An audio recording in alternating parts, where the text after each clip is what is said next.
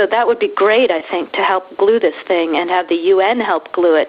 And, fuck the EU. That was the then Undersecretary of State for the U.S., Victoria Nuland, 10 years ago last month, discussing with the U.S. Ambassador to Ukraine, Jeffrey Pyatt, who should serve in the next government of Ukraine, which was to be constituted following a coup that took place about 2 weeks later.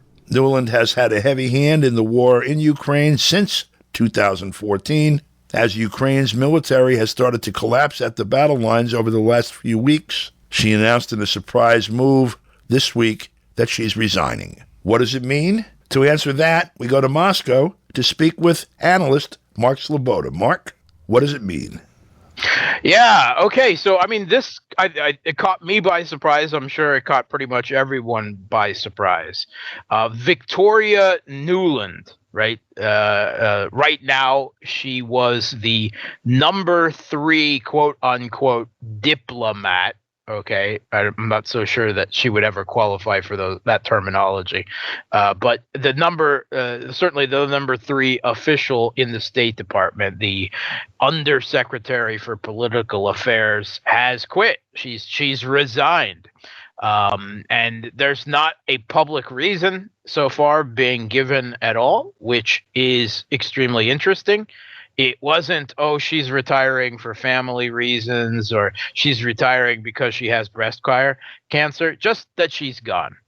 And Antony Blinken gave her a glowing eulogy, my BFF Toria, as he calls her, and talked about how much good she has done, which is pretty much the destruction of Ukraine, right, as a state and as a people.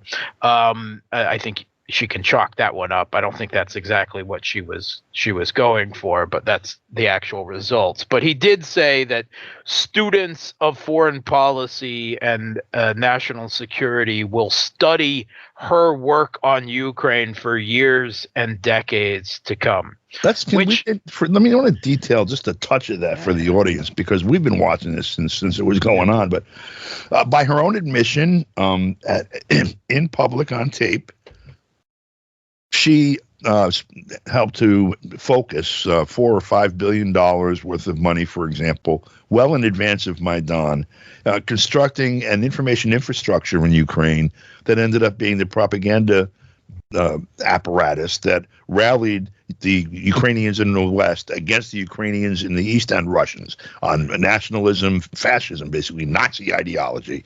She helped construct that. She helped organize, in fact, on the ground, a massive occupation, basically, of the square in the center of the government in Kiev, in the western part of the country, egging the crowd on over and over, handing out cookies, famously, and then selecting the government that would take place in a coup that was in the process of being organized, selecting the officials in a recording, and then from there, everything else. So I just wanted people to have set up for that. She was caught in a recording while the Maidan was going on with the then U.S. ambassador to Ukraine, Jeffrey Pyatt, where they were talking about midwifing this thing, meaning the putsch, right, quite openly.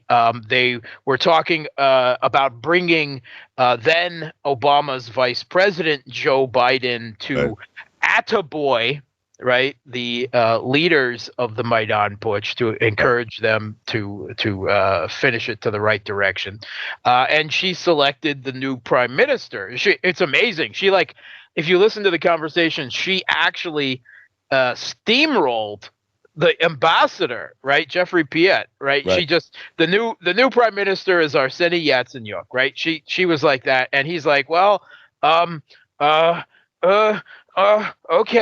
The Europeans aren't going to like it because they wanted Vitaly Klitschko, another of the Maidan leaders, and so she dropped the F-bomb there. Yeah, then it was F the EU, right? That they don't get to choose, I do, right?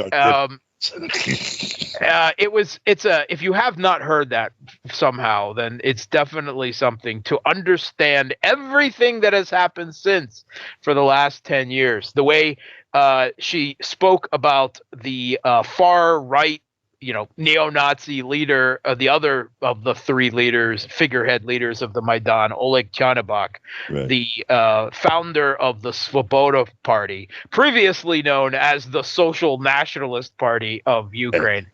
He was one of the three big leaders, and it was his contingent that fought on the streets against the police, threw tens of thousands of Molotov cocktails and killed police with do-it-yourself battle, weapons, and then with firearms at the very end, and then went on to form the core of Azov and Right Sector and Aidar and Carpathia Sich and all of the other far-right battalions. So they just wanted to keep him in the background, right? Because of course, they didn't want it exposed that that was a large contingent of the regime they were bringing into power. She has, a long career, 35 years, most of it at the State Department. She's held pretty much every position there. She did a brief stint for a few years as Dick Cheney's deputy national security advisor when he was Bush's VP. So, that tells you something right there, too. She was actually when in 2008, when George W. Bush pushed at the Bucharest NATO summit, infamously, that Ukraine and Georgia would one day be given membership action plans and join NATO, at a time when the population of Ukraine and Georgia did not want to join NATO. That was, kind of another of the warning signals down the path of NATO expansion right up to Russia's borders that has led us to the conflict there today. And even just a week ago, she was promising, a month ago, she was promising more surprises for Putin on a trip to Kiev. And in an interview last week with CNN, she was still promising to tighten the noose about Vladimir Putin's neck and remarking that, well, we didn't get the Russia that we wanted. Oh, well, the Russia that you got is probably largely a reaction to the policies that you and other people like you have pushed by provoking them. So she's a descendant of Ukrainian immigrants. So she's obviously got historical psychological grievances that drive her, like Chrystia Freeland in Canada and so many others, towards her Russophobia. But talking about why she's left now, when Biden still has another, at least another almost a year in office, and the crisis in Ukraine is such at a crux point, I think there is a potential.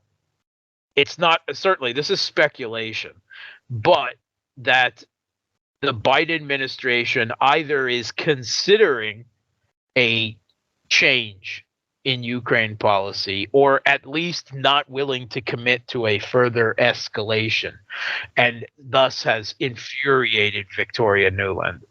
Because that's the only thing I can see. I can't see her. She's not a rats leaving the sinking ship type. I think she would ride this one straight, the Titanic, straight to the bottom. Slim Pickens and Stanley Kubrick movie. Mark, thanks a lot. We'll be following this, obviously. We'll speak with you again next week. Thanks for having me. For KPFK, I'm Don DeBar.